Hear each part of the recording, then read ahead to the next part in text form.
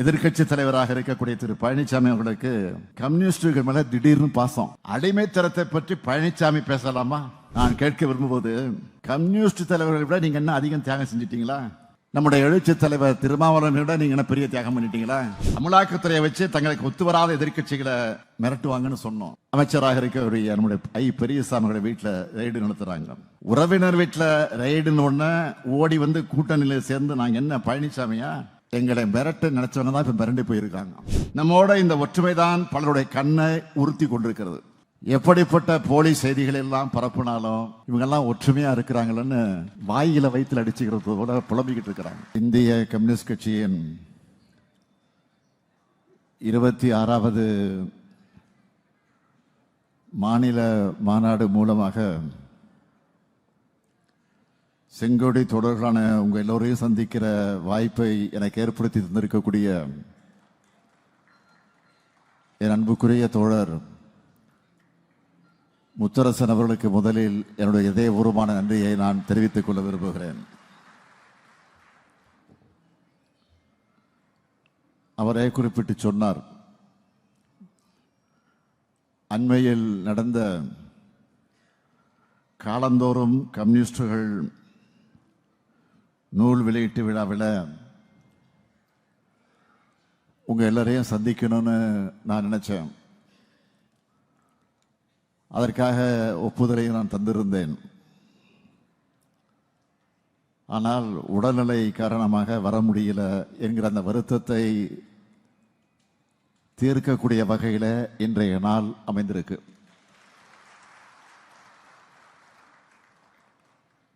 தோழர் டி ராஜா அவர்களும் தோழர் முத்தரசன் அவர்களும் கொள்கை தோழர்கள் மட்டும் கிடையாது, அதையும் கடந்த ஒரு நட்புறவை, அன்பை எப்பொழுதும் பேணக்கூடியவர்கள். அவங்களோட அன்புக்கும் எண்ணில் பாதியான சிவப்பு சிந்தனை கொண்ட கம்யூனிஸ்ட் தோழர்களோட கொள்கை பிடிப்புக்கும் கட்டுப்பட்டு இந்த மாநாட்டில் நான் பங்கேற்க வந்திருக்கிறேன். திராவிட இயக்கத்துக்கும் பொது உடைமை இயக்கத்துக்கும் இருக்கக்கூடிய நட்பு என்பது கொள்கை நட்பு. சமூகத்துக்கு தேவையான நமது கொள்கை வலுவா இருக்கிற காரணத்தால் தான் நம்முடைய நட்பும் வலுவாக இருக்கு. எல்லாருக்கும் எல்லாம் என்ற லட்சியத்தின் இரு முகங்கள் தான் திராவிட இயக்கங்களும் பொது உடைமை இயக்கங்களும். கருப்பும் சிவப்பும் சேர்ந்ததுதான் திராவிட முன்னேற்ற கழகம். எங்கெல்ல பாதி நீங்க.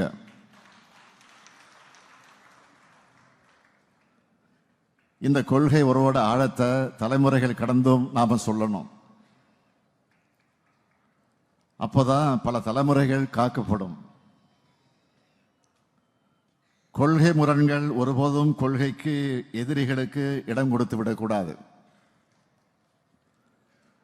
அதனால வரலாற்றில் பதிவான 2 நிகழ்ச்சிகளை மட்டும் சுருக்கமாக நான் சுட்டிக்காட்ட விரும்புகிறேன். நம்முடைய மதிப்பிற்குரிய முத்தரசன் அவர்களும் ஒரு வேண்டுகோளை எடுத்து வைத்தார். எங்கே போனாலும் அவர் கோரிக்கை எடுத்து வைப்பது வழக்கமாக வைத்துக் கொண்டிருக்கிறார். ஏதோ மாநாட்டிலே மட்டுமல்ல, நிகழ்ச்சிக்கு மட்டுமல்ல, கோட்டைக்கு வந்தாலும் மனுவோடு தான் வருவார். இதற்காக நான் குறிப்பிட்டு மனுவோடு வருகிறார் சொன்னால் தனிப்பட்ட பிரச்சனைக்காக அல்ல, தொழிலாளர்களின் பிரச்சனைக்காக, பாட்டாளி பெருமக்களுடைய உரிமைகளுக்காக அந்த கோரிக்கை எடுத்து வருவார். இதோ இந்த அரங்கத்துக்கு சேலம் சிறை தியாகிகள் அரங்கம்னு பெயர் சூட்டி இருக்கீங்களே, சேலம் சிறையில் 22 கம்யூனிஸ்டுகள் சுட்டுக் கொல்லப்பட்டப்போ தந்தை பெரியாரும் பேரறிஞர் அண்ணாவும் கடுமையாக கண்டித்து எழுதினாங்க. 1950 மார்ச் 5ஆம் நாளை கண்டன நாளாக கடைபிடிக்க சொன்னார் தந்தை பெரியார். திராவிடர் கழகம் சார்பில் ஊர்வலமும் கையெழுத்து இயக்கமும் நடத்தப்பட்டுச்சு. சிறையில் இருந்த தோழர்கள் விடுதலை செய்யப்பட்டப்போ குத்தூசு குருசாமி அவர்கள் சென்னை ஒற்றவாடை தியேட்டரில் வரவேற்பு கூட்டத்தை ஏற்பாடு செஞ்சார். இதெல்லாம் வரலாறு. அந்த வரலாற்றை போற்றும் விதமான இங்கு வருவதற்கு முன்பு விமான நிலையத்திலிருந்து இந்த மாநாட்டு நிகழ்ச்சிக்கு வருவதற்கு நாங்கள் வாகனத்தில் வந்து கொண்டிருந்த போது நம்முடைய அன்புக்குரிய தோழர் முத்தரசன் அவர்கள் ஒரு கோரிக்கை மனுவை என்னிடத்தில் கொடுத்தார். கொடுத்தது மட்டுமல்ல, கொடுத்ததை நான் ஏதோ மறந்து விடுவேனோ என்று கருதி இங்கு அதையும் குறிப்பிட்டு சொல்லி உங்களுக்கு நினைவுபடுத்தி எனக்கு நினைவுபடுத்தி இருக்கிறார்.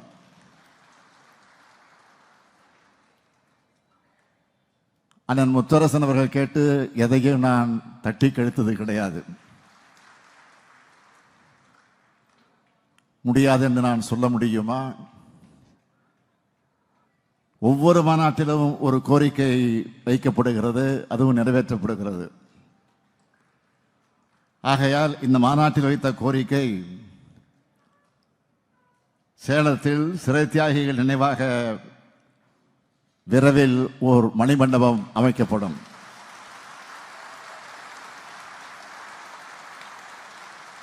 அதற்கான உத்தரவை அதிகாரிகளோடு நான் தொலைபேசியில் வழங்கியிருக்கிறேன். வழங்கிவிட்டுத்தான் இந்த மேடைக்கு நான் வந்திருக்கிறேன்.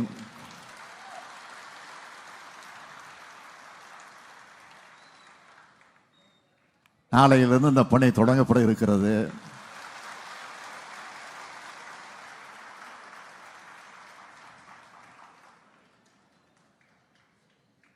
அடுத்து 1951 நடந்த திமுகவினுடைய முதல் மாநாட்டுக்கு பேரறிஞர் அண்ணா அவர்கள்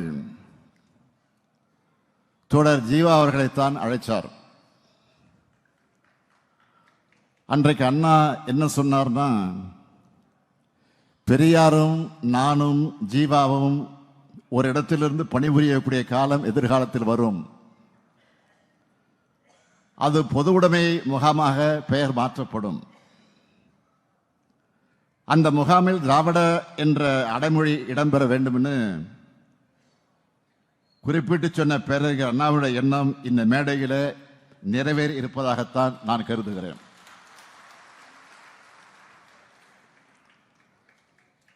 நாடு கடுமையான சூழலை எதிர்கொண்டிருக்கக்கூடிய காலகட்டத்தில் கொள்கை உணர்வோடு நாமெல்லாம் இந்த மேடையில் கூடியிருக்கிறோம். ஆகவே திராவிட பொதுவுடைமை முகாமாகத்தான் நான் இந்த மேடையை நான் கருதுகிறேன். நம்முடைய தோழமை இயக்கங்களை சேர்ந்தவர்களும் இந்த மேடையில் இருக்காங்க.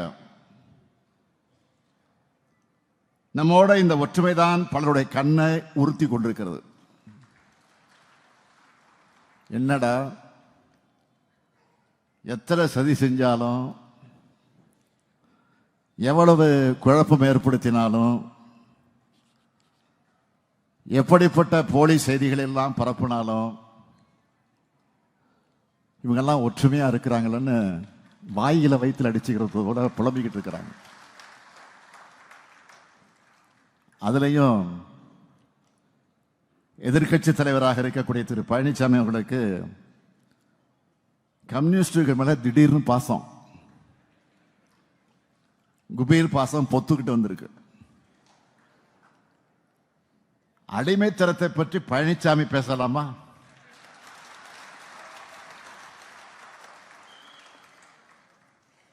பேசுவதற்கு அவருக்கு என்ன உரிமை இருக்கு? எங்களை பொறுத்த வரைக்கும் இங்க இருக்க யாருக்கும் யாரும் அடிமை இல்லை.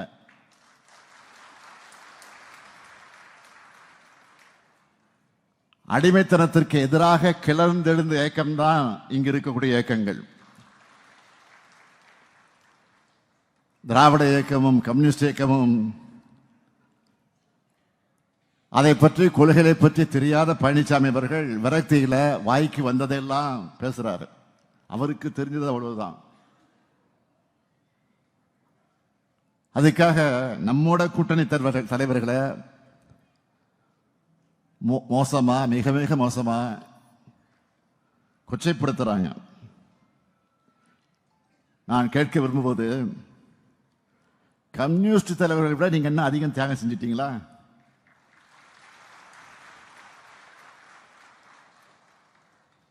நம்முடைய எழுச்சி தலைவர் திருமாவளவனை விட நீங்க என்ன பெரிய தியாகம் பண்ணிட்டீங்களா?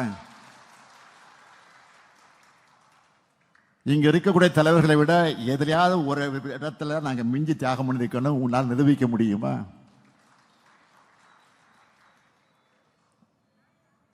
உடைக்கப்பட்ட மக்கள் உரிமைகளுக்காக போராடி கொண்டிருக்கக்கூடிய இயக்கங்கள் இந்த இயக்கங்கள்.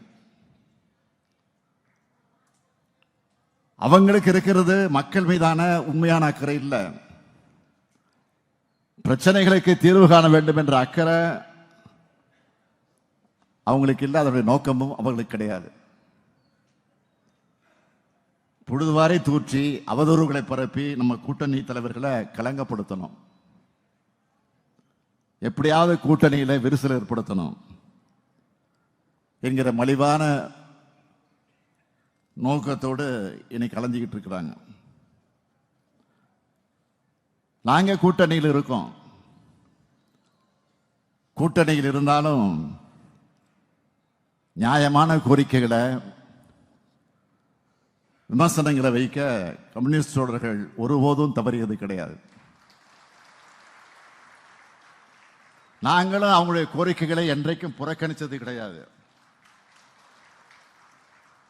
அவங்களுடைய கருத்துக்களையும் கேட்கிறோம், விவாதிக்கிறோம், பலவற்றை உடன்படுகிறோம், அதுக்கான தீர்வை முன்னெடுக்கிறோம். இதுதான் ஜனநாயகம்.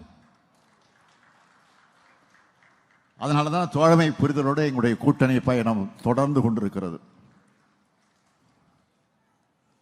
நம்மை பொறுத்த வரைக்கும் சாதியவாதம், வகுப்புவாதம், பெரும்பான்மைவாதம், எதேச்சதிகாரம், மேலாதிக்கம் ஆகியவற்றை எதிராக ஜனநாயக சக்திகள் ஒற்றுமையாக பணியாற்றணும். ஏன்னா நம்முடைய லட்சியம் பெரியது. அந்த லட்சியத்துக்காகத்தான் நானும் நீங்களும் இந்த மேடையில் இருக்கோம். ஜனநாயகம், சமூக நீதி, சமதர்மம், சகோதரத்துவம் ஆகியவை நம்ம இணைச்சிருக்கு. ஜனநாயகத்திற்கு விரோதமானவர்கள், சமூக நீதிக்கு எதிரானவர்கள், சமதர்மத்தை வெறுப்பவர்கள், சகோதரத்துவம் வளரக்கூடாதுன்னு நினைக்கிறவங்க நம்முடைய தோழமைய, நம்முடைய கூட்டணிய விரும்பல. அதனால நமக்குள்ள எப்படியாவது பிளவு ஏற்படுத்தலாம்னு பார்க்கிறாங்க. நான் உறுதியோடு சொல்லுகிறேன், அவங்களுடைய சதித்திட்டங்கள் ஒருபோதும் நிறைவேறாது. அதனாலதான் இந்த மாநாட்டிற்கு நம்முடைய தோழர் முத்தரசன் அவர்கள் வெல்க ஜனநாயகம் எழுச்சி மாநாடு என்ற பெயரில் இந்த மாநாட்டை அவர் எழுச்சியோடு ஏற்பாடு செய்திருக்கிறார். தோழர்களே, ஜனநாயகம்தான் இறுதியிலே வெல்லும். அதை வெல்ல வைக்க வேண்டிய பொறுப்பும் கடமையும் ஜனநாயக சக்திகளால் நமக்குத்தான் இருக்கு. அதிலும் இன்றைக்கு ஜனநாயகத்துக்கு அடிப்படையான தேர்தலையே ஒன்றிய பாஜக அரசு கேலி கூத்தாக்கி இருக்கிறது. ஒன்றிய பாஜக அரசு தேர்தல் ஆணையத்தை தன்னுடைய கிளை அமைப்பா மாத்திடுச்சு. தன்னாட்சி பெற்ற தேர்தல் ஆணையத்தை கீ கொடுத்தா ஆடுற பொம்மையா மாத்திட்டாங்க. அதைத்தான் வருகிற போது நான் கேட்டுக்கொண்டே வந்தேன். டி ராஜா அவர்கள் அதை பற்றி அழுத்தமாக விளக்கமாக இங்கே குறிப்பிட்டு சொன்னார். தேர்தல் ஆணையர்களுடைய நியமனத்தில் தான் சதி செய்யறாங்கன்னு பார்த்தா, வாக்காளர் பட்டியலிருந்த தங்களுடைய சதியை தொடங்கிட்டாங்க. மக்களாட்சியை காக்க இந்த சதியை அம்பலப்படுத்தி இருக்கக்கூடிய நம்முடைய மக்களவை எதிர்க்கட்சி தலைவராக இருக்கக்கூடிய அருமை சகோதரர் ராகுல் காந்தி அவர்களுக்கு இந்த மேடையிலிருந்து என்னுடைய பாராட்டுக்களை, நன்றியை நான் தெரிவித்துக்க விரும்புகிறேன். சகோதரர் ராகுல் காந்தி அவர் வச்சிருக்கக்கூடிய இந்த குற்றச்சாட்டுக்கு முறையான பதிலளிக்காத தேர்தல் ஆணையம் அவரை பிரமாண பாத்திரம் கொடுக்க சொல்லி கட்டளை போடுது.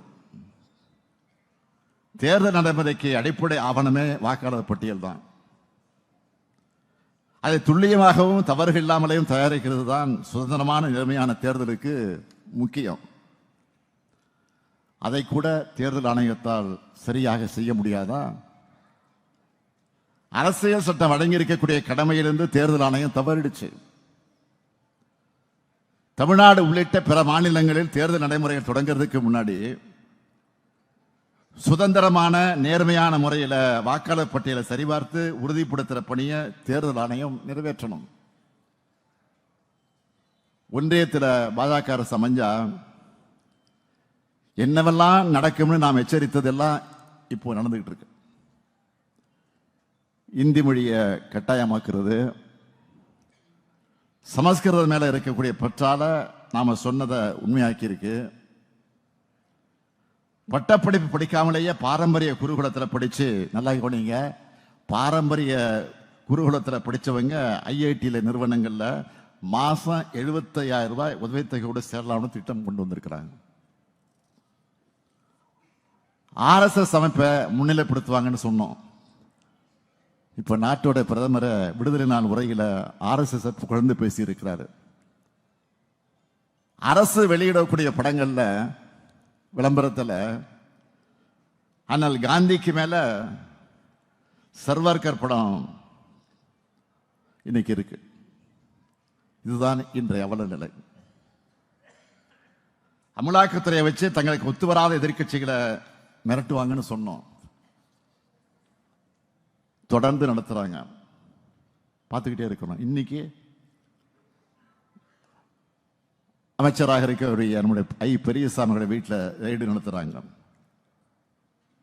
உறவினர் வீட்டில் ரெய்டுன்னு ஒண்ணு ஓடி வந்து கூட்டணியில் சேர்ந்து நாங்க என்ன பழனிசாமியா?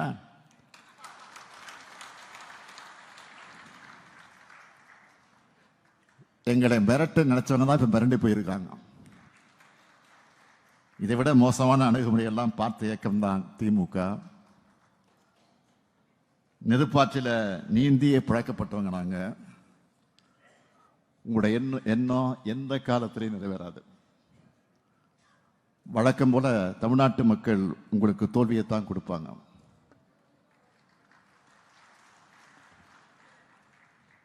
தமிழ்நாட்டு மக்கள் அரசியல் தெளிவு உள்ளவர்கள், விழிப்புணர்வு மிக்கவர்கள். தமிழுக்கும் தமிழினத்துக்கும் தமிழ்நாட்டுக்கும் உண்மையா தொண்டாற்றக்கூடியவர்கள் யாருன்னு தமிழ்நாட்டு மக்களுக்கு நல்லா தெரியும். சமூக நீதி, சமநீதி, மாநில உரிமை, கூட்டாட்சி தத்துவம், மொழி உணர்வு, இன எழுச்சி ஆகியவற்றுக்காக உண்மையா உழைச்சி தியாகங்களை செஞ்சது யாரு? நவீன தமிழ்நாட்டோட அனைத்து வளர்ச்சிக்கும் அடித்தல் அமைச்சது யாருன்னு தமிழ்நாட்டு மக்களுக்கு நன்றாகவே தெரியும். 2021 நம்ம மதச்சார்பற்ற முற்போக்கு கூட்டணி வெற்றி பெற்ற மாதிரியே 2026 நாம் தான் வெற்றி பெற போகிறோம். திராவிட மாடல் 2.0 ஆட்சியில இந்தியாவைக்கே வழிகாட்டக்கூடிய அளவுக்கு சாதனைகளை செய்வோம். அதுக்கு துணையா தோழர்கள் என்றைக்கும் இருக்கணும் நான் கேட்டுக்கிறேன். கம்யூனிஸ்டுகள் களத்தில் இறங்கினா எப்படிப்பட்ட வெற்றியை வசமாகும்? திமுகவினர், கம்யூனிஸ்டுகள், நம்ம கூட்டணி கட்சியினர் ஆகியோருடைய உழைப்புக்கு முன்னாடி எப்படிப்பட்ட சதி செயல்களும் நிற்கக்கூட முடியாது. ஜனநாயகம் வெல்ல களம் நிற்கும் அத்தனை தோழர்களுக்கும் என்னுடைய ரெட் சல்யூட்.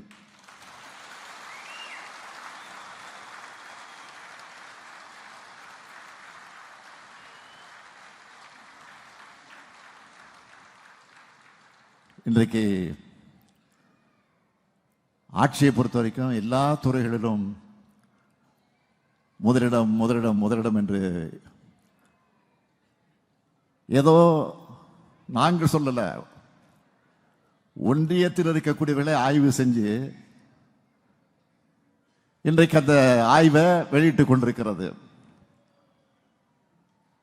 ஆக எல்லாவற்றிலும் முதலிடம் என்று பெறக்கூடிய நம்முடைய கூட்டணி, நம்முடைய மதச்சார்பற்ற திராவிட முன்னேற்ற கழகத்தின் தலைமையில் இருக்கக்கூடிய நம்முடைய கூட்டணி மிகப்பெரிய அளவில் வெற்றி பெறுவதற்கு உறுதியெடுப்போம் என்று கேட்டு இந்த சிறப்புக்குரிய இந்த மாநாட்டில் 26வது மாநில மாநாட்டில் உங்களோடு சேர்ந்து நானும் பங்கேற்கக்கூடிய நல்லதொரு வாய்ப்பை பெற்று, என்னுடைய பெயரே ஸ்டாலின், தலைவர் கலைஞர் அவர்கள் அடிக்கடி சொல்லுவார்கள், அண்ணாவை பார்த்திருக்காவிட்டால், பெரியாரை பார்த்திருக்காவிட்டால் நானும் இன்றைக்கு கம்யூனிஸ்டில் தான் இருந்திருப்பேன் என்று தலைவர் கலைஞர் சொல்லுவார். அதே உணர்வோடு தான் நானும் இருக்கிறேன். அந்த உணர்வோடு தான் நானும் இந்த நிகழ்ச்சியில், இந்த மாநாட்டில் கலந்து கொண்டிருக்கிறேன் என்பதை மாத்திரம் எடுத்து சொல்லி, வாழ்க வெல்க கம்யூனிசம் என்று சொல்லி விடைபெறுகிறேன். நன்றி, வணக்கம்.